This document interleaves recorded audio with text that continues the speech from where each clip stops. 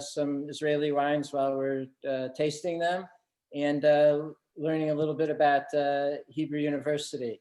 I'm going to kind of do the intro and kind of give you an idea why we're doing this, and then turn it over to Julie, who will introduce Professor Oded, who's going to lead us through the program.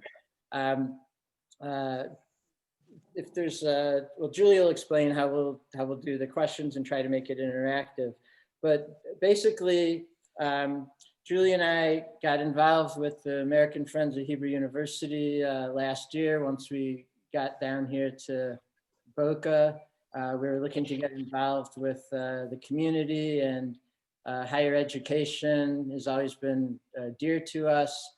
And we kind of realized that we've been very involved with a lot of the higher education institutions in America, and proud to be associated with them.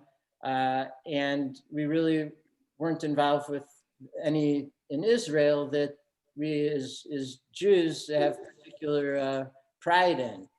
And Hebrew University simultaneously is really trying to reach out to a younger generation, as in our generation, to have people involved going in the future. It's the university that was founded by Albert Einstein, and it has an unbelievably rich history of intellectual pursuit, science, and humanitarian studies. And something that we realized we really should be very proud of, and felt that we could learn from, not that we're alumni of it, but that we could learn from by being friends of the university, and also meet a bunch of great people, which we've been doing. We've happened to get involved with a group called the LEAD Group, which is essentially a younger group of the American Friends of Hebrew University, a leadership development to try to make younger people, as in really people younger than 70 years old in general, be aware and of Hebrew University, and learn about it, and the rich resources that it has. We've enjoyed that. And since everything's gotten so messed up this year because of COVID-19, we were trying to figure out a way that we could reach out to some of our friends and share our enthusiasm and a little bit of what we've learned about it, connecting with professors at Hebrew University and friends here and in Israel. So we came up with this virtual wine tasting, and we're delighted that Professor Oded, who you'll learn more about, has joined us from Israel. He's in Israel, so it's obviously evening for him. And so anyways, without further ado, I'm going to turn it over to Julie, who's going to be the MC for the tasting, and she'll introduce the professor. We'll get going with the fun part. Okay, but before I introduce the professor, I'd also like to welcome Monica Lobel, Francine Hazan, and Leslie Visselman, who are all joining us as our fearless leaders with AFHU. And so again, welcome to all of you who are here, and to Professor Oded Shosayev, who going forward, I'm just going to call Oded. He began his academic career at the Hebrew University in the Faculty of Agriculture in Rehovot, and after receiving his master's degree, went on to study for a doctorate. In 1987, he did a postdoctoral fellowship at the University of California, Davis. There he was exposed to advanced winemaking technologies in one of the best wine regions in the world, California's Napa Valley. In 1990, he became part of the academic staff of the Hebrew University's Faculty of Agriculture. Professor Oded has published over 180 articles in scientific journals. He holds 50 patents, is the scientific founder of 12 companies in the field of nanobiotechnology, history and loves sharing his passion and taste in wine with others.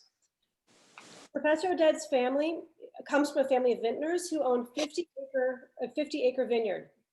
Situated in the middle of the vineyard is Bravda Winery, a boutique winery established about 19 years ago by the professor and his former Hebrew University professor, Ben Ami Bravda. The name of the winery pays homage to the founding partner. Professor Bravda was a leading scientist of modern viticulture under whom Oded studied for his PhD in the biochemistry of wine and grape flavor. We're very fortunate to have Professor Oded with us today to illuminate us on Israeli wines and the unique position of Hebrew University in bringing you these delicious libations. You've all received in your bag a tasting sheet.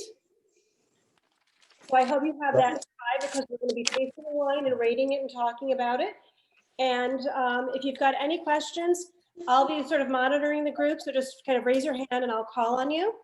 And Professor Oded has promised me this will also be interactive. So he will call on you if he's got questions as well. So we hope you guys have a fun time today and enjoy. So without further ado, Professor Oded. Thank you very much, Julie. Thank you, Danny, for this wonderful opportunity to meet you and your friends in Florida. And of course, I'd like to thank Francine for really taking the initiative and make all that happen, because I don't think it's trivial to have such a wine tasting. With time of COVID-19, and all the logistics and everything, and just the fact that you are there in the U.S. And each one of you have our wines, and we'll do this wine tasting together. I think it's an interesting and exciting achievement. So maybe before I start, I suggest first that I'll start with the Chardonnay. I'll tell you something interesting about this particular Chardonnay. And again, I mean, this is not going to be like a very boring wine tasting where I'm going to describe each one of the molecules there. I mean, after all, you're nice people, and I don't want to bother you. And the other thing is, I mean, really feel free to ask me whatever you want. But I think that if you will take this Chardonnay and pour it into your glass and swirl a little bit of wine, and you know, something like I'm doing right now, and try to take, to feel the flavor, the aroma comes from the wine, I think you will notice something different. Now, the reason I'm saying you're going to notice something different, because I'm sure that every American, even though you don't live in California, you know how to tell the difference between a regular wine and Chardonnay. I mean, like every Chardonnay has some distinct flavor, and and this one is going to be a little bit different. I'll touch a little bit upon it. That's lemonade. Now, what is so distinctive in Chardonnay, where it's written on the bottle the name Chardonnay? Typically, you'll feel quite a strong butter flavor, and also some oak. And there is a reason for that. In fact, if you go, at the end of this session and open Google, and you'll Google ABC, stands for anything but Chardonnay in Google, you will find hundreds of documents. And it almost feels like there is a civilian movement against Chardonnay in the world. By the way, mainly Americans. And the question is why? I mean, what's the reason for that? I mean, why there's so many people complain so much about Chardonnay? Well, the reason for that is because the labeling system. Now, it turns out that the old French labeling system, it's called the appellation system. No one will ever write the name of the variety Chardonnay, because the Chardonnay is a variety of grapevine, on the label.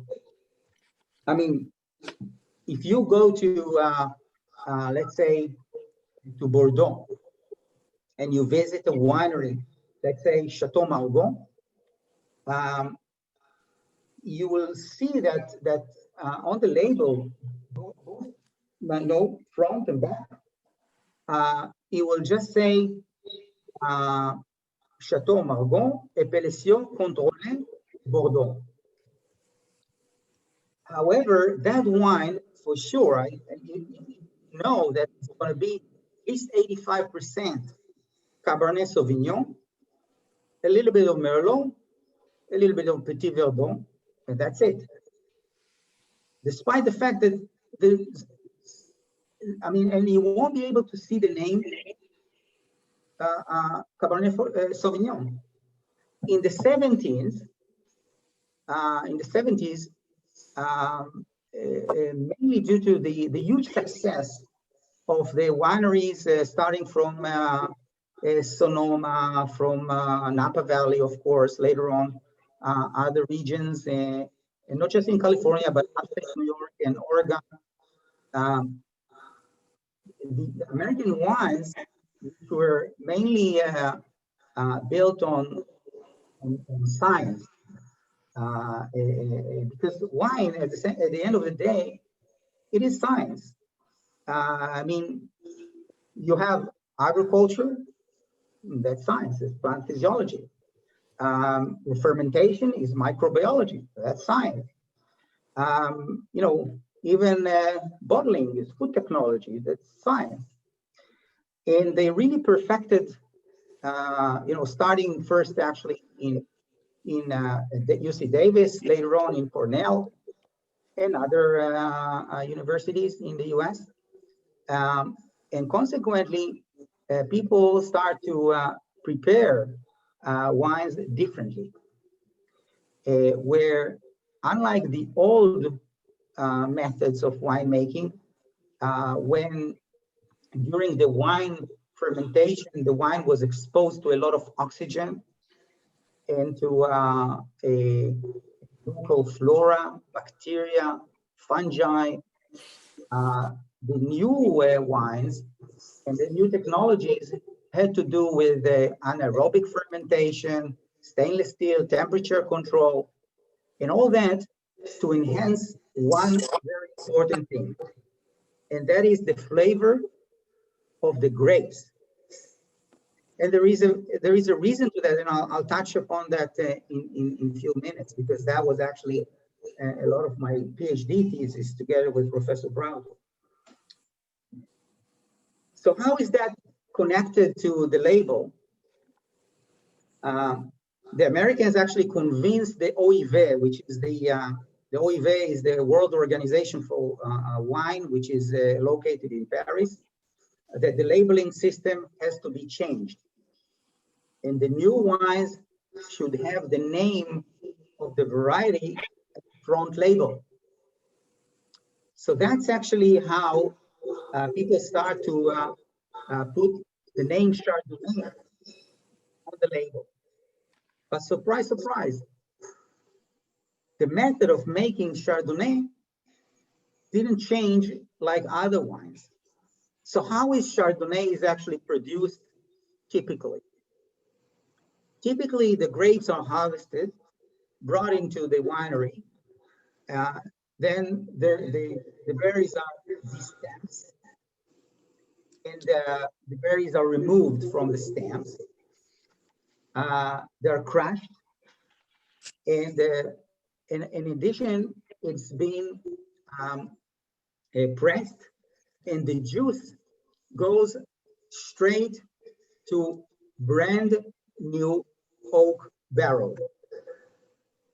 Now, the brand new oak barrel actually is the place where the wine starts to ferment. at the end of the fermentation, unlike regular wine, the yeast are not being removed, and actually they stay within the barrel, and occasionally, once, twice a week, the winemakers come and actually mix the dead yeast within the wine.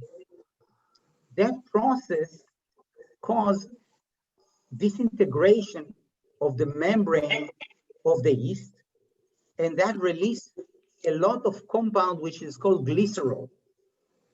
The glycerol makes the wine a little bit sweet, just a little bit, but with a lot of body.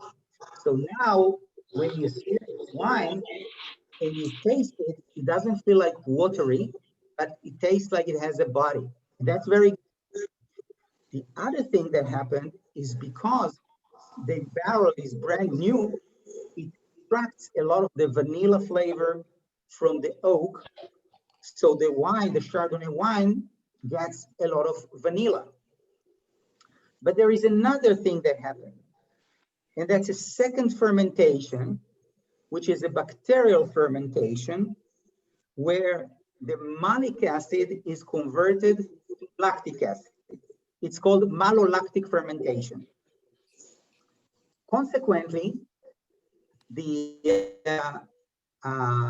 stingy, the sorry taste of the malic acid is converted to something more smooth, which is the lactic acid. And another compound, which is extremely interesting, is being evolved. It's called diacetyl. And diacetyl has butter flavor. Now, that's probably one of the reasons why we all love Chardonnay, because butter flavor is childhood flavor. So it really reminds us our childhood. In fact, when I teach at the university, when I get to that point, I tell my students, guys and girls, you are now at a very important stage in your life. It's called the dating time, right? Everybody goes to university to get a bride or a groom, right? So this is a very important time for you guys. So I give you an advice. The first time you take someone to a date, order Chardonnay. If she likes it, that's okay, because it means like she had a good childhood. Otherwise, stop here, because you know, psychologists cost a lot of money. By the way, I always have someone in the front. He said, "I like Chardonnay. I like Chardonnay." You know, it's a very Polish thing to say. Anyway, so going back to this Chardonnay, we decided in the winery to do something that will at least respond to the request of the customers. I mean, remember those that say anything but Chardonnay, because in a way they're right. And they say, well, you know, you wrote on your label Chardonnay, so I expect to have Chardonnay flavor, not butter flavor, and not oak. Otherwise, you know, call it, you know, in Israel we call it Nuva, in the States probably Kraft, whatever. Right? I mean, but so we said, okay, let's do something different. So the way we make this wine is as follows. We harvest the grapes, crush, press, get the juice. The juice actually goes straight, not to a oak barrel, but goes straight into a stainless steel vat, where the temperature is dropped to 4 centigrade C, very cold. And then from the top, we actually pump a special gas, which is called argon. And argon gas is a noble gas, so it doesn't react with anything, but it's a very heavy gas. So it sits on the top of the juice and prevent oxidation, which is enemy number one of the grape Chardonnay flavor. So after 24 hours, we let all these small particles to settle, and we get a very clear juice. Now we take this juice and we move it into another, again, stainless steel vat, where we raise the temperature to 9 centigrade C. And we add a special kind of yeast that, of course, it's not easy to ferment at that temperature, but is not complaining, and it's doing this very, very slow, very cold fermentation. The reason for that is because we don't want that the bubbles that are forming during the fermentation will take all the flavor out. I'm sure you once in a while, when you go to a winery at the time of harvest, there is a wonderful flavor in the air. That's good, but it's also a problem. It means that aroma compounds will never go back to your glass. Okay. The reason for that is because the temperature of the fermentation is too high. Yes, Julie, you had a question. I have a question. So with the argon gas, is that specific, a new technique that you all did at Bravdo, or is that customary for Chardonnay or all around? It's not customary, but it's we are not the only that do it.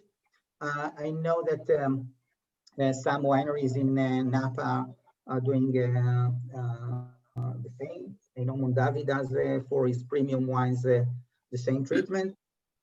But it's not very common because argon is quite an expensive gas. But for premium wines, it's certainly justified. Yeah. But we did not invent that particular method. It's something that is published in the scientific literature. I will talk about the things that we actually invented, but again, we published it. Go ahead, sorry. Okay, this is Abraham. I have a question, Odette. Why is the reason that you transferred to stainless steel instead of wood barrel? Okay, I will explain. I will explain that in a second. But let me first finish the way we make wine, because I didn't finish the way we make the wine, and you'll see that a barrel is also included. So let me just and I will touch on that question. So we start the fermentation in stainless steel at very low temperature. And it's a very long fermentation because we slow down the fermentation to make sure that all the Chardonnay flavor is kept within the vat, the stainless steel vat. But then when we get to approximately 70% of the process, so something like 8 to 9% alcohol, at that point of time, 2/3 of that wine goes to brand new oak barrels. Just like in the old method, to complete the alcoholic fermentation, to do the sourlis, the bétonnage, the process I explained before, malolactic fermentation, and only then we take it back and merge it with the 1/3 that never ever seen oak barrel. But that 1/3 is very crisp and holds and keep this Chardonnay flavor. So we enjoy both worlds. I mean, we have a wine that they have the good things of the old system, but still have that Chardonnay flavor. And I have to tell you that once in a while, when I have a winemaker comes to my wine and he drinks and he tastes my Chardonnay, they come to me at the side and say, "Hey, Odette, it's not 100% Chardonnay, right? I mean, you added Sauvignon Blanc or something, right?" I said, "No." And that's just to tell you that even winemakers, many times, they never had the chance to taste, the real Chardonnay. I mean, what's the real flavor of the grape? Because they always kept the old method. Except, by the way, one place in the world. There is a very small village that I highly recommend you to go if you happen to be in France. It's actually, it's a tiny village called Macon. Macon. And Macon is actually a village on the border between Beaujolais and Burgundy. And in Macon, they actually do something very, very similar to what we are doing. In fact, for me, it was quite a surprise. I didn't know. I didn't know that they do that. Several years ago, I visited Beaujolais and happened to get into this village. And the winemaker there explained to me how he does it. And I said, hey, you must have got into my computer because we never published that anyway. But I mean, so there are some other fellows in the world that do similar things. So the answer to your question, the reason why we do it is because we want at least part of the wine not to touch the oak barrel, so it will keep the Chardonnay, and that will justify writing here on the label Chardonnay, because we would like the people to taste this flavor. And that actually brings me to our winery, and Julie actually described my history, so I won't bother you with that too much, except to tell you that I'm 8 generations in Israel. My family actually grow vineyards for more than 130 years, but we never made wine. I mean, except for maybe I remember my grandfather made this very sweet wine, but you know, no real wine. We always supplied our grapes to big wineries in Israel. And I have something quite interesting to tell you about it. In my capacity at the university, I was a member of the Biotechnology Center in the Rehovot, the Hebrew University. And the Biotechnology Center was named after Professor Otto Warburg. It was donated by the Minerva Foundation, which is a German foundation that supported higher education. And because of that, the board of directors of the Biotechnology Center always had both German professors and Israeli professors. And we had a board meeting in Berlin, and that was exactly 18 years ago. And I was quite a young professor at the time, and I was asked to represent the Biotechnology Center. I went, and at that meeting, one of the German professors, he was really, it turns out that he was really moved from the fact that that he's doing something for the Jewish people, you know, thinking about their history and so on. And so he decided to do something extra, and he really tried to look for a lot of information on Professor Otto Warburg, that after him was the center was named. Professor Otto Warburg was a Jewish German botanist in the beginning of the previous century. And he wrote a lot of books. He was a very famous botany professor in the world. And he wrote a lot of books and papers. And he made a decision to find all his, everything that Professor Warburg ever wrote. And he collected over the years a huge pile of books and papers. And he wanted to donate it to the National Library the Hebrew University. And in that meeting, he came to me and said, look, I have this pile, big pile of manuscripts and books that I'd like you to take and give it to the National Library in Givat Ram in Jerusalem. By the way, I really highly recommend you to go there and visit it. It's a fascinating place. We have there a lot of interesting things. Of course, all the documents of Albert Einstein, which donated his stuff, but also very interesting manuscripts of Isaac Newton, which is by itself it's an amazing story. I don't know if you know that Isaac Newton was not a Jew; he was a Christian. If I'll have time, remind me. I'll tell you the story about Isaac Newton and his writings. And anyway, he gave me a pile, and then I took that pile of documents to my hotel at home. I mean, at night. I don't read German, but I can look at pictures. So I found one booklet that it was written. I could realize that it says something that he's from his travel to Palestine, Israel at the time, in 1912. And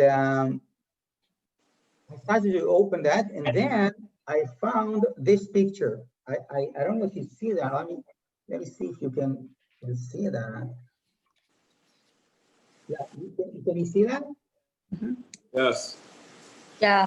I saw this picture, and at the bottom, if you notice, it says, I'll read it to you. It says the Jewish colonia, Rehoboth, Bei Ramle in Judea, which means a Jewish settlement, Rehoboth, where the Faculty of Agriculture, where my great-grandfather actually was one of the pioneers that established this place 135 years ago. Near Ramla, which is a city in Judea. I was really excited because I say, hey, I mean, this is, I get to see a picture of Rehovot, my village, that was established by my great-grandfather. And because I was born in Rehovot and I know the place, from stories, I knew that there was actually one road. And I see this road, I mean, here, this one, you can see it, going uphill. You see? And that road, which is dirt road, was the first and the only street. And I knew that at the bottom of that road, I'll show it again, there was my great-grandfather's first vineyard here. So I look at that, and it's at 2 a.m., after midnight in Berlin. I'm so excited, I call my father. He's on the other line. In Israel now, it's like 3 after midnight. And I tell him that what I see. And I told him, you remember that? He said, what do you want? How can I remember? He said, I was born like 20 years later. But I know, I mean, that's what it is. I mean, if this is at the bottom of the street, then this is our vineyard.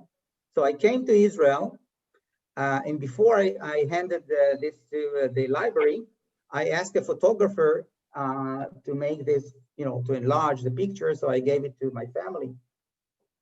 And this one will be, you'll have to come to Israel to see it because this is really tiny. But here at the bottom, there is this small child. There's a boy there. It's hard to see, but you have to, you have to believe me. But otherwise, I say, come to Israel. I'll show you that.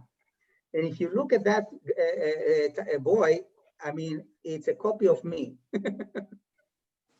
No, just kidding. Okay. No, but seriously, I mean, there is this boy there, and most probably it was my great-grandfather. My grandfather, which I never met.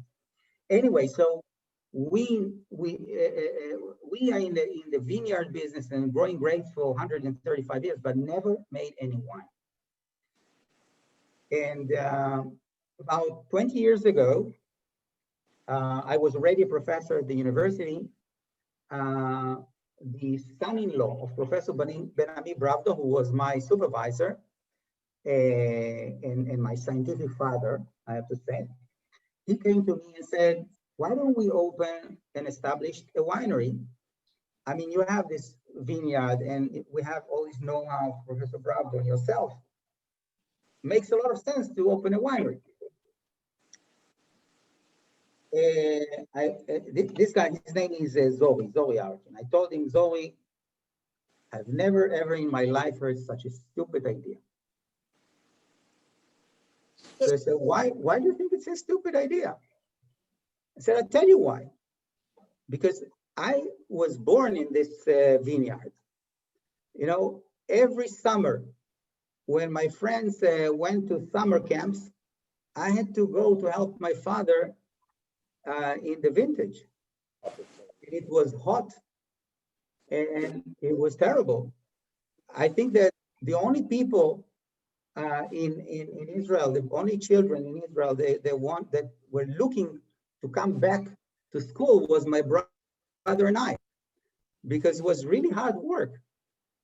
So, and now I got a position at the Hebrew University, and it's a position with air conditioning. And I'm not going to give up on that. So Professor, yeah, sure, go ahead. When you started the winery, did you start with red or white or both? Because we've got the red here to try as well. Yeah. And I'm curious as to so how. That's actually a very good time to pour the red, and I'll get exactly to the red in a second. I told you it's not going to be a regular wine tasting, right? So, but Zoe is smart. I mean, he's a smart guy. I mean, he said that he would like to talk to Professor Bravdo and me, and he came to us and said the following. I wonder, when you write all your scientific publications, have you ever thought that this is real? I mean, have you thought that what you're writing there is true? Because if it all ends in a scientific paper, maybe it's wrong if you don't put it in practice. And admittedly, I think that every scientist, have at the back of his mind, on one hand, the worry, but also the desire that his scientific discovery will be realized in the real world. And so we decided to establish the winery. And then the question was, okay, then now what? What kind of wine are we going to do? And that was an easy decision. We decided, I know it's going to sound stupid, but we decided that we want to make a tasty wine. Now, of course, it sounds stupid because, like, are you familiar with a winemaker that doesn't want to do a tasty wine? Everybody wants it. But if you are a scientist, then you ask yourself the question, what makes wine taste good? And try to do everything in your power in the vineyard and later on during the winemaking process to make sure that indeed you are going to make wine that tastes good. And that goes back to something very, very fundamental. There was a very interesting study that was done already in the 70s by American scientists from Cornell and from UC Davis, where they took hundreds of wines and analyzed each one of them chemically and identified each one of the chemicals in all these wines and gave them to hundreds of people to give a very simple score to the wine. not something sophisticated, something very simple. A score from 0 to 4. It's called the hedonic score, meaning if you like this wine, give it, 3 or 4. If you don't like it at all, 0. Now, when you do it on small numbers, it's meaningless. But when you have it with a huge number of different molecules in each wine and hundreds of tastings of these hundreds of wines, all of a sudden you have big data. And you can start to do statistics. And they came up with an extremely interesting finding. It turns out that if you take all the wine, all the flavor compounds that are found in the wine, and you divide them to 4 groups, which are the source of these aroma compounds, you find out that you have one group that comes from the grapes, another one from the alcoholic fermentation, another one from the barrel aging, and another one from the bottle aging. Now, when you try to correlate between particular molecules and the hedonic index, you find something very, very surprising. That the only group that have positive correlation is not from the bottle aging, not from the barrel aging, not from the alcoholic fermentation, only from the grapes. Now that may come as a surprise to you, but it's actually not surprising. Why is that? Because grapes were not really meant for winemaking. This is our invention a few thousand years ago. Grapes had totally different purpose in nature, and that is to maintain the species. Grapes, unlike animals, in a time of stress or catastrophe, they cannot take their roots and run away. So they have to rely on other animals for their survival. So they made this beautiful bunch of berries that looks really appealing. And when the animal sees that, it comes and gives a bite. And when it gives a bite, something really amazing happened. The aroma compounds are released in their mouth, go straight to the nose, to the receptors in their nose that send a signal to the brain and say, this is so good, continue eating. And that's what the animal does.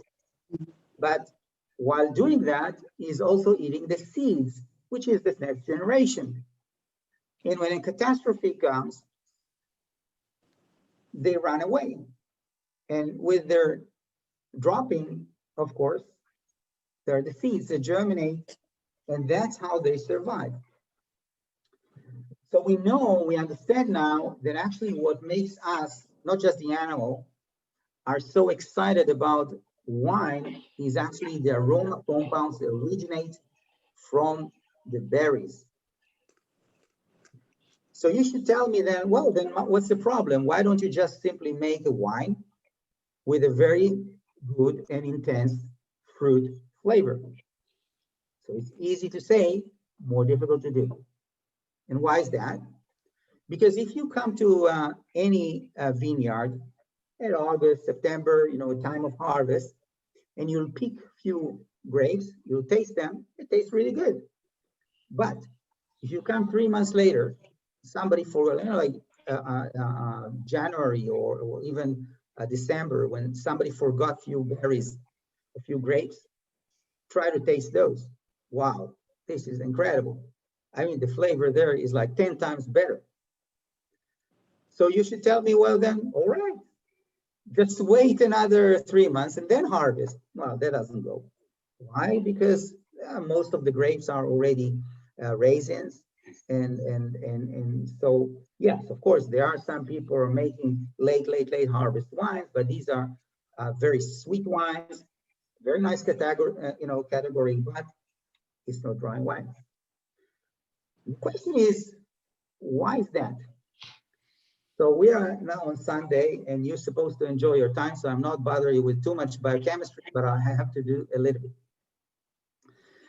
Because that was actually the research that over the years I did a lot with Professor Bradley. It turns out that the grapes actually release this flavor so late only because that's the time where the embryo in the seed is ready. And you can do this very simple experiment. If you take during harvest time, August, September, few berries, take the seeds, try to germinate them, you know, rate of germination is like 2-3%, nothing. If you take those from you know, very late in the season, like January, 100%. So again, the reason is because that's the time that the vine would like to attract the animals, not in August when we harvest. So we say, hey guys, we have a problem. We need to make sure that this flavor will come in August and September and not in January. So we asked ourselves, what's going on here? Why does it happen? It turns out that along the season, these aroma compounds, which are volatile compounds, are bound to sugar molecules. And these sugar molecules are not volatile. And when it's non-volatile, it has no flavor. You know that when we taste wine, the receptors we have in our mouth are very limited.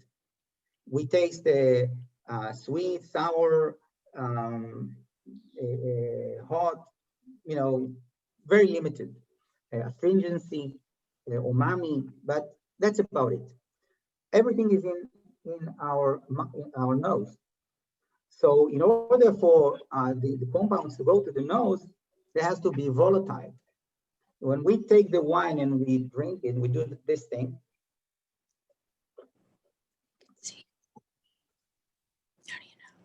The aroma compounds go into our nose, and that's when we really feel the flavor. Many times when we have, you know, flu or we have stuffy nose, we say that the wine, the food doesn't taste. Well, we taste it. I mean, we want to say we don't smell the food, right? Because we have stuffy nose. So the reason that grapes do it is because they don't want to release this aroma compounds too early because the embryo is not ready. So how do we trick the grapes? We do the following. We grow the vineyard and we really pamper the grapes over this, you know, during the entire season. And then 4 to 5 weeks before harvest time, two things. We remove many leaves around the bunch of the grape to expose it to the sunlight. And we stop the irrigation at once. So all of a sudden, the grapes are in stress. The vines are in stress, and you see that the leaves start to shrivel. Now, what happened next is that because of the survival mechanism that exists in any animal and any plant, I'll ask you a question. I'll pause here and I say, what do we do in a time of stress? This is a question to you guys. You can open your muted microphone and give me an answer. What do we do? Humans. Eat. Yeah, eat. That's one thing. Yeah, that's one thing. But there is drink. Well, sex. Actually, sex. Yes. The reason for, you know, the baby boom, everything is sex. And why is that? Because Israel. Not just in Israel, all over the world. The baby boom is an American invention. Well, and why is that? because that's the survival mechanism of every living organism. And it's true also for plants. If you have a plant, and I always like to give this example, if you have a lemon tree in your garden and you forgot to irrigate it at summertime, all of a sudden it starts to flower and set up fruits. But that's not the time. I mean, it should be at springtime. The reason is because you didn't irrigate the orange tree or the lemon tree, and it thinks it's going to die. So he says, okay, let's quickly make next generation, right? So that's exactly what happened in my vineyard. When we stress the grapes, they say, oh my God, we're going to die. So they release this enzyme that cut the bond between the sugar and the aroma compounds and makes an extremely flavorful grapes because they want to attract the animals. So instead of the animals, we come and we harvest the grapes. And now we have grapes with a very intense fruit flavor. And that's the first thing to make this red wine. But it's not the last thing, because that's not enough. And why it's not enough?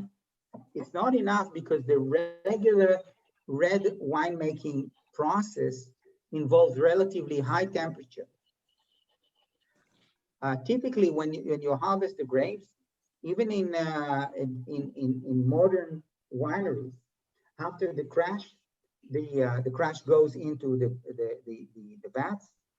Yeast is added. Temperature is about 19 centigrade C. Temperatures start to rise because of the fermentation, gets to close to 32 centigrade C. And a lot of that aroma compounds are actually being released. So we said, hey, this is a problem. We don't want to do it this way. So what we do is the following. We harvest the grapes, do the crash, get it into stainless steel. But then at that point, we drop the temperature to 7 centigrade C. So at that temperature, no fermentation. We put the argon gas at the top and do not add yeast. And then over a period of between 3 to 4 days, we mix the skins with the juice very slowly. What happened in that process is all the aroma compounds are found in the skin and the color are diffused into the juice, into the must. And you can actually monitor that. I mean, you can see the first day, it's kind of pinkish. Second day, it's like red. Third day, fourth day, it's like really purple, black. Cold with very intense flavor, no alcohol.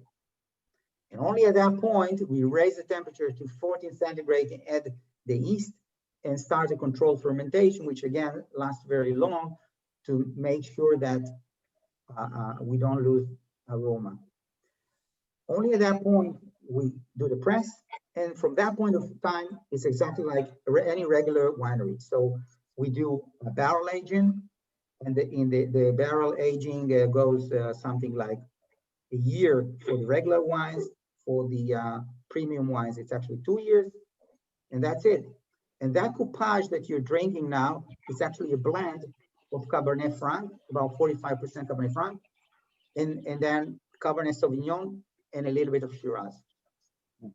That's at least the one that I have. I have here the 2018. I think you have a different one. Which one do you have? We've got the 2013, which, Wow, you're lucky. yeah, it's delicious. I've got a question for you though. Yeah. So these wines I know are all kosher, Mhm. but I see here this says not mushival. Can you speak a little bit about kosher wines? Because here in America, kosher Sure. wines tend to have a bad rap. Okay. So Just much like ABC. Yeah. So the mevushal wine, the yain mevushal, means that this is wine that is actually, I have to say that most of the wineries today in Israel do not make mevushal, yet it's still kosher. But there are yain mevushal, there is yain mevushal, mainly for the ultra-Orthodox. Now, why is that? because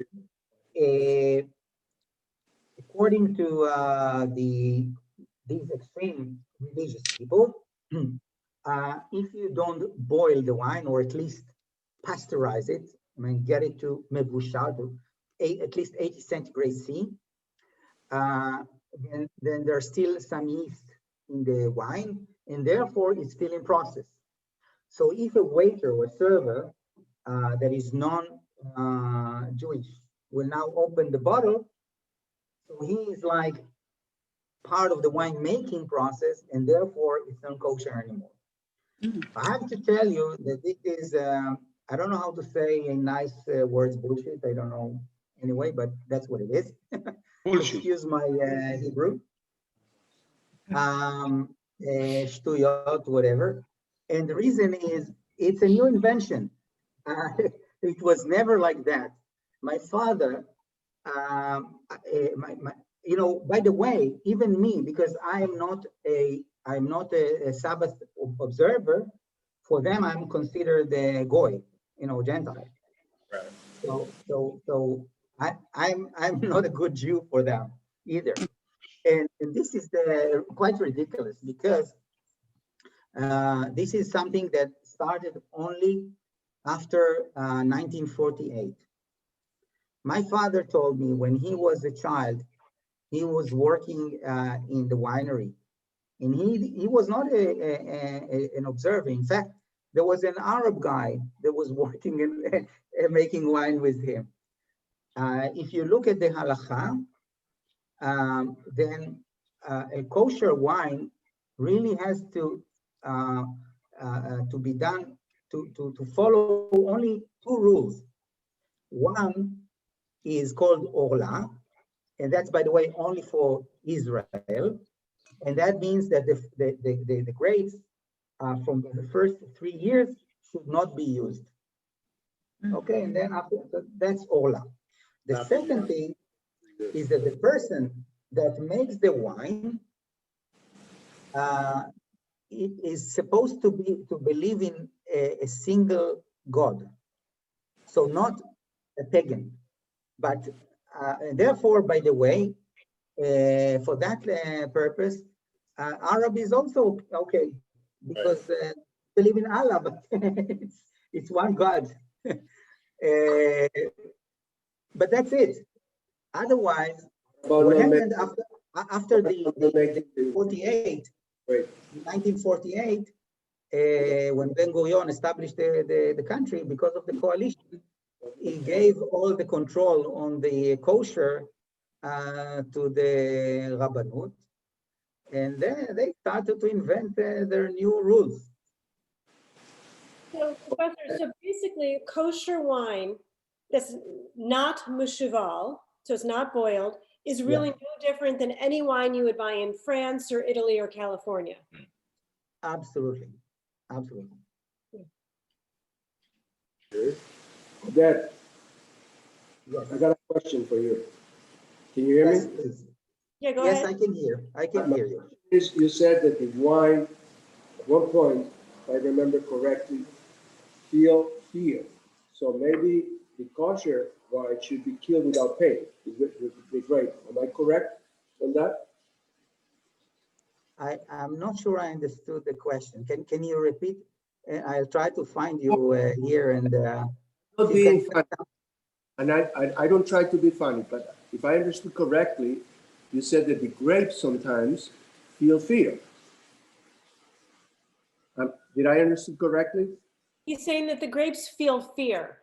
So Yeah, they you go into like- stress. correct? Right, when you trick the grape to release its flavors. Okay, Right. I mean, but that's, I mean, I would use the word stressed, not really feared, because, you know, I don't Yeah, it got some they feeling. feel it. So it would probably feel pain, the grape. If it's stressed out, it's because it feels some pain or it thinks Okay. it feels some pain. So maybe now we should think about killing the grape without pain to be kosher. Much like the Yeah, killing animals. exactly. Just the thought. Well, that's a philosophical question because I'm not, I don't think well, I don't know if grapes have feelings. Yeah, how would Um, you make a grape without pain? Well, uh, Chardonnay. Okay. No, but seriously, the one thing that we definitely make sure is that we immediately after harvest, we of course we irrigate again and make sure that the grapes recover well. Right. So it's not like we're torturing the vineyard. I have a question relating to the harvest of the grapes. Most wineries don't want the grapes to get to a certain sugar level or bricks, right? You talk a little bit about that and in relation to how you stress the grapes. Does that increase the sugar level so that the animals will be more attracted, but you want to limit it because it makes wines that are too alcoholic? Yeah, so that's definitely one of the goals and that we do it. We can easily in Israel get to 28, 29 bricks, which will end up with either 16 or 17% alcohol wine, Which is high. which is too much. Right. And therefore, we monitor very carefully the bricks, and typically we aim to harvest anywhere between 24 to 26 bricks. So if you look at our red wines,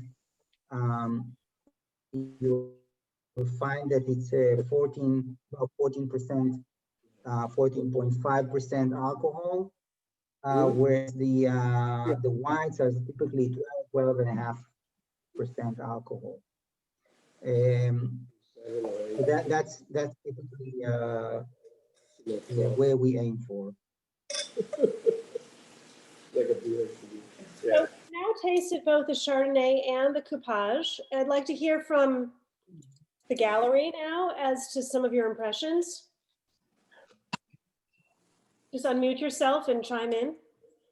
We liked, we were just talking about it. We like the Chardonnay. It's different than a typical Chardonnay where it's a little drier. This did have that buttery flavor, the vanilla flavor. I mean, it was definitely a very sweet, but a very tasty. It did have that buttery flavor. We thought it was very good.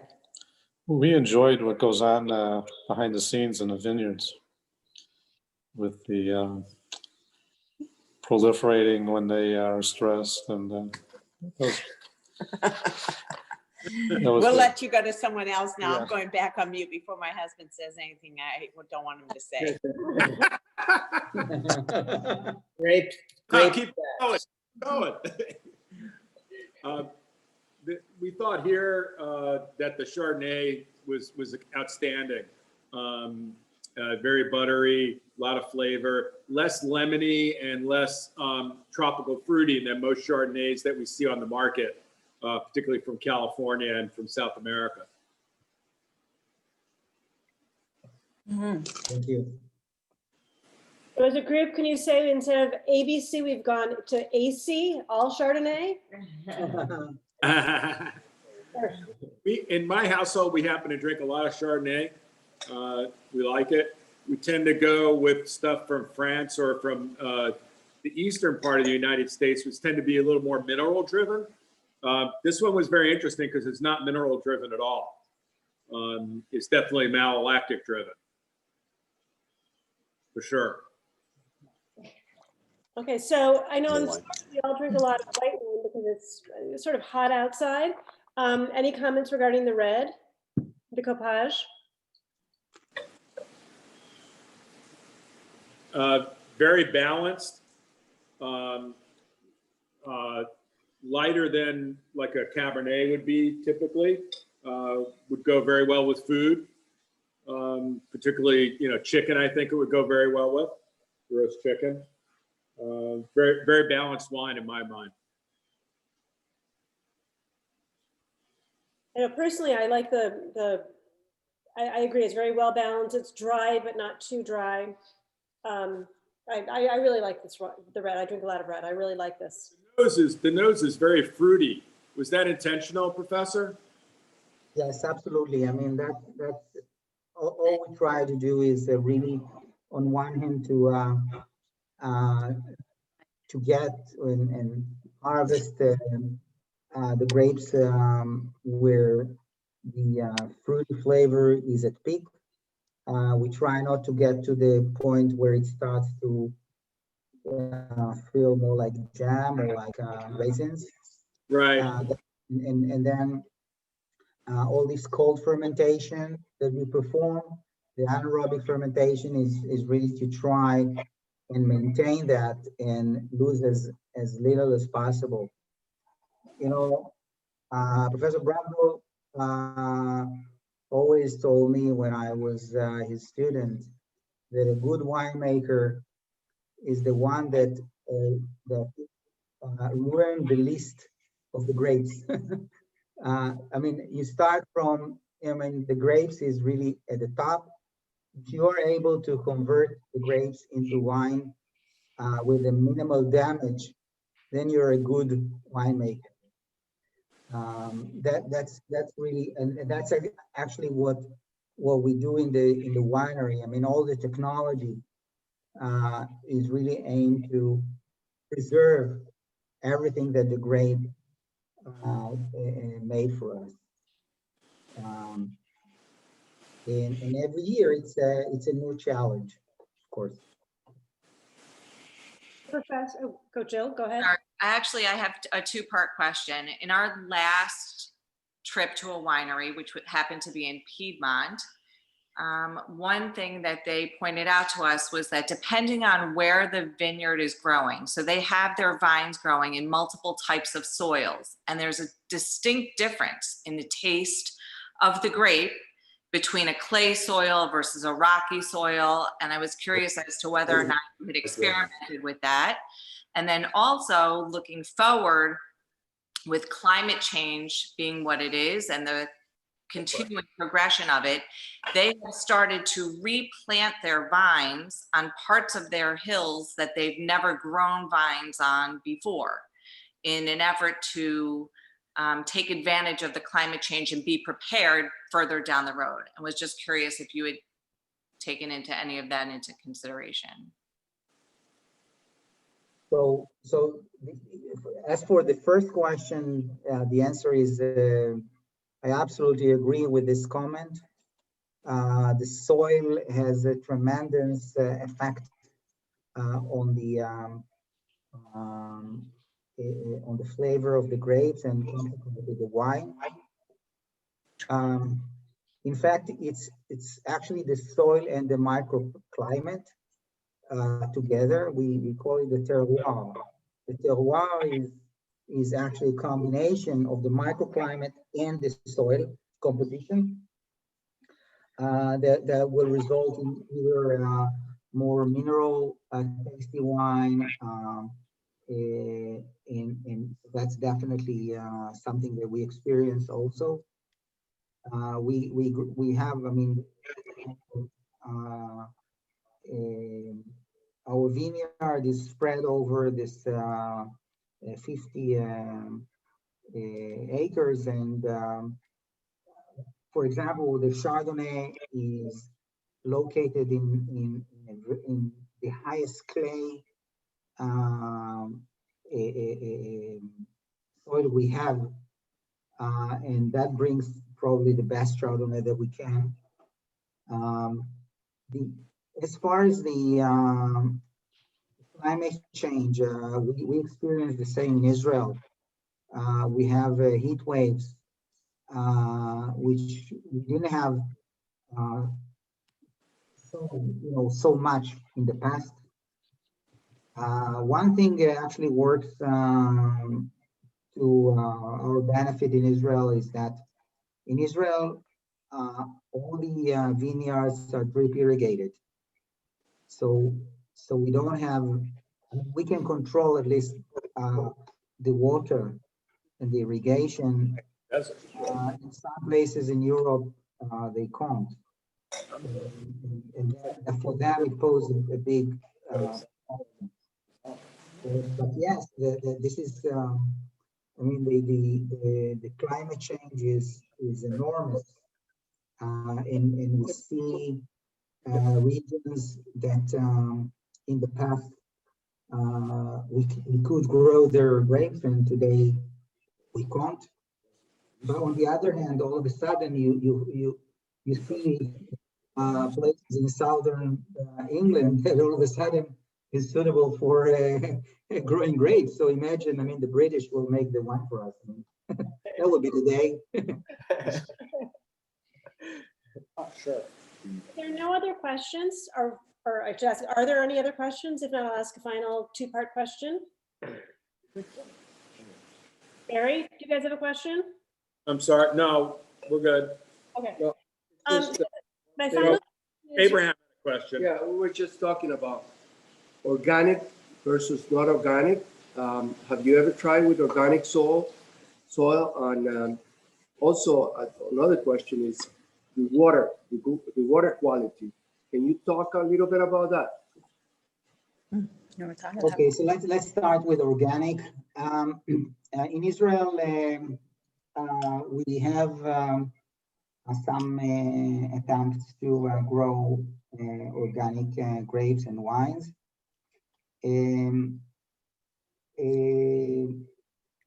It's probably it is possible to do it mainly with reds. With the whites, it's more difficult unless you're ready to drink bad wines. But with reds it's possible.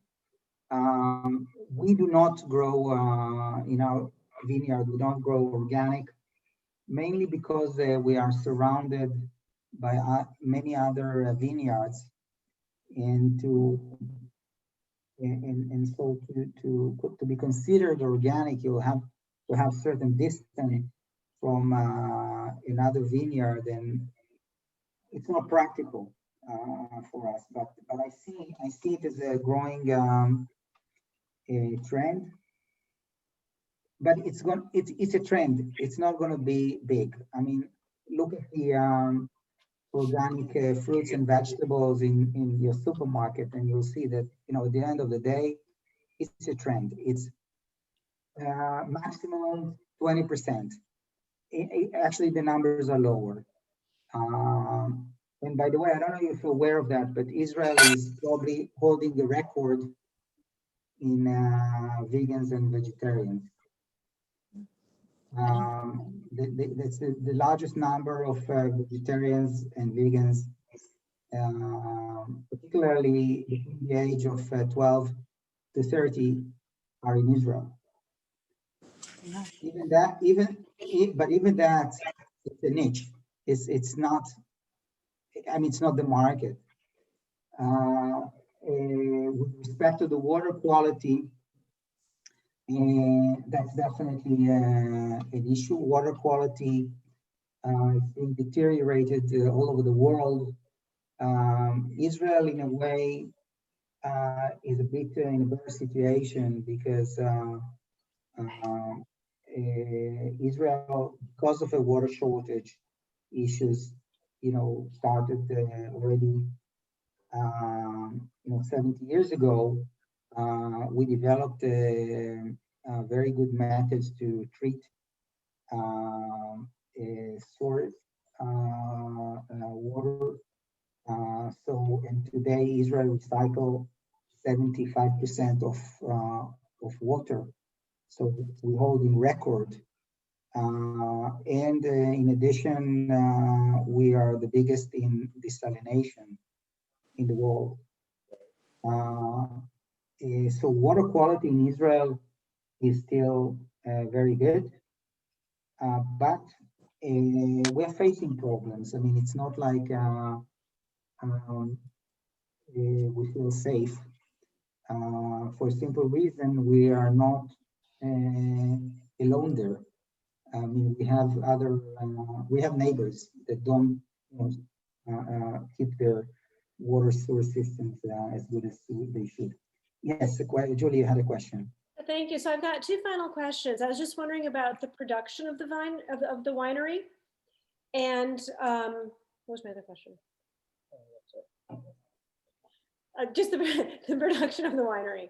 Like how many bottles you produce per year, and I know that we bought ours here at the Grove, but you're also available in some wine websites like wine.com and kosherwine.com here in the United States. But I didn't know how much you keep, how much you produce, how much you keep in Israel, and how much you export. So generally speaking, in terms of the varieties, we grow That's what and they we want. produce in wines Chardonnay and Sauvignon Blanc and Rosé. Oh, yeah.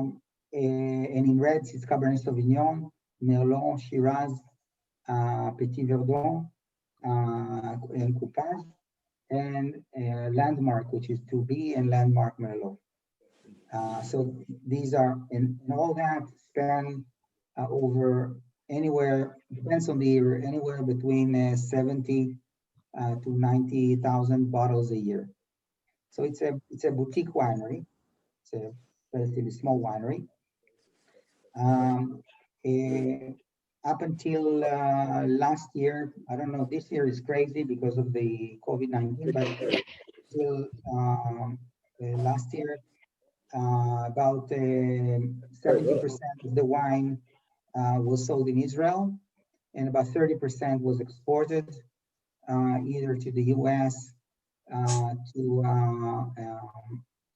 England, Germany, a little bit to France, Japan, South Korea, and China, interestingly enough, a little bit to China. So this year is kind of crazy, but we hope to come back to the US with about the same proportion.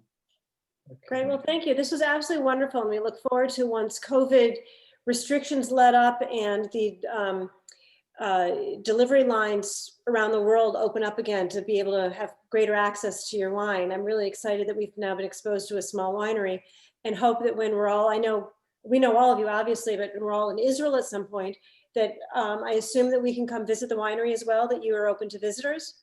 Absolutely. This is, I mean, please, each one of you, it's a personal invitation. When you come to Israel, make sure you give some time to come visit the winery. It's actually quite unique because it's a winery in the middle of a vineyard, so it's an estate winery. And make sure you'll have a good time. Well, thank you very much, Professor, for spending this time with us, and we really appreciate it. Personally, I thought the wines were wonderful, and I look forward to adding them to our wine cellar. And particularly, I really like having kosher wines on Shabbos on Friday nights. So this will be a great addition. I hope perhaps we can, as a group, all of us, or at least those of us who would maybe sometime be able to come as a group and visit you and visit Hebrew University and share the enthusiasm you have and learn more about it and enjoy learning more about Hebrew University as well. So thank you so much for devoting your time to us and sharing your expertise and the quality of your work with the wines. We really enjoyed them. And to our friends, thank you all for joining in. And I hope you enjoyed the wines and enjoyed the time together. Thank you, and Julie, for facilitating this. Thank you. Cheers. Thank you very much. Bye. Bye, everybody. Wonderful event. No one has to drive home. Have a good rest of the day. You Thank too. you. Thank you, Bye. Dan. Bye-bye. Bye.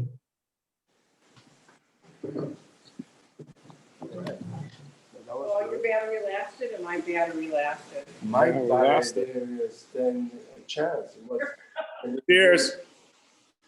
Let's see. We were supposed to be on mute the whole time.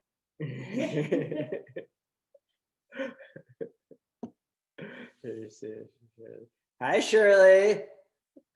I can't hear you. She's off.